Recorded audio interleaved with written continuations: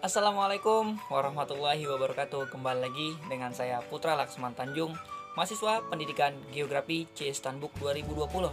Nah, pada kesempatan kali ini saya akan menjelaskan suatu materi yang terdapat dalam mata kuliah Penginderaan Jauh dan Interpretasi Citra yang bertemakan tentang konsep dasar fisika penginderaan jauh. Nah, sebelumnya pasti teman-teman semua sudah mengetahui apa sih itu penginderaan jauh. Ada yang tahu? Ya, benar sekali. Penginderaan jauh berasal dari kata remote sensing yang memiliki pengertian bahwa penginderaan jauh merupakan suatu ilmu dan seni untuk memperoleh data dan informasi dari suatu objek di permukaan bumi dengan menggunakan alat yang tidak berhubungan langsung dengan objek yang dikajinya. Nah, selanjutnya kita akan membahas tentang tenaga untuk penginderaan jauh itu sendiri. Pengumpulan data dalam penginderaan jauh dilakukan dari jarak jauh dengan menggunakan sensor buatan. Ada 3 cara pengumpulan data dalam penginderaan jauh. Yang pertama, distribusi daya atau force. Yang kedua, distribusi gelombang atau bunyi. Yang ketiga, distribusi gelombang elektromagnetik. Nah, selanjutnya kita akan bahas tentang tenaga elektromagnetik. Tenaga elektromagnetik dapat dibedakan berdasarkan panjang gelombang maupun frekuensinya. Yang pertama, panjang gelombang ialah jarak lurus dari puncak gelombang yang satu ke puncak gelombang lain terdekat. Yang kedua, frekuensi ialah jumlah siklus gelombang yang melalui satu titik dalam 1 detik dinyatakan dalam hertz, yang sering disingkat dengan Hz. Nah, adapun interaksi antara tenaga dan objek direkam oleh sensor yang berupa alat-alat sebagai berikut. Yang pertama, gravimeter berfungsi mengumpulkan data yang berupa variasi daya magnet. Yang kedua, magnetometer mengumpulkan data yang berupa variasi daya magnet. Yang ketiga, sonar mengumpulkan data tentang distribusi gelombang dalam air.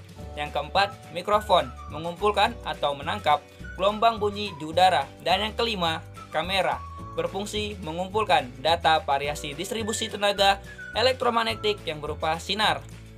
Nah, adapun spektrum elektromagnetik terdiri dari berkas atau spektrum yang sangat luas, yakni meliputi spektra kosmik, gamma, sinar X, ultraviolet, inframerah, gelombang mikro, dan radio.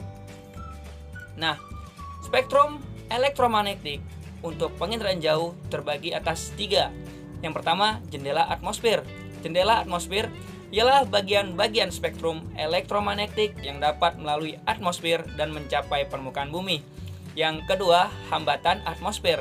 Tenaga elektromagnetik dalam jendela atmosfer tidak dapat mencapai permukaan bumi secara utuh. Hal ini karena sebagian daripadanya mengalami hambatan oleh atmosfer. Hambatan ini terutama disebabkan oleh butir-butir yang ada di atmosfer seperti debu, uap air, dan gas. Dan yang ketiga itu pantulan, ialah tenaga yang dipantulkan sampai ke objek, dipantulkan kembali ke objek yang disensor. Adapun teori dan hukum fisika penginderaan jauh itu sendiri terbagi atas 5. Yang pertama, teori gelombang. Teori gelombang elektromagnetik merupakan gerakan radiasi elektromagnetik mengikuti bentuk gelombang dengan gejala elektrik dan magnetik.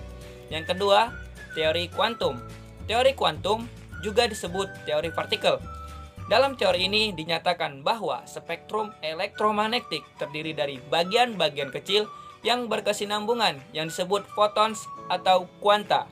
Dan yang ketiga, hukum Planck merupakan panas atau tenaga akibat gerakan partikel suatu benda secara asak.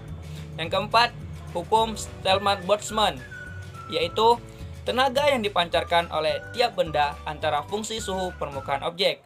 Dan yang kelima, yaitu hukum Wien, merupakan gambaran tentang kurva pancaran tenaga kinetik benda hitam sempurna.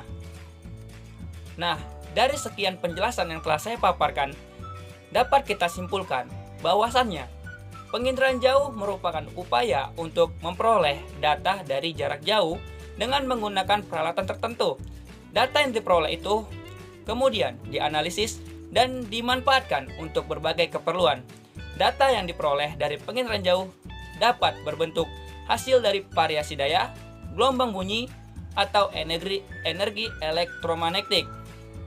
Sebagai contoh, gravimeter memperoleh data dari variasi daya tarik bumi atau gravitasi. Sonar pada sistem navigasi memperoleh data dari gelombang bunyi, dan mata kita memperoleh data dari energi elektromagnetik.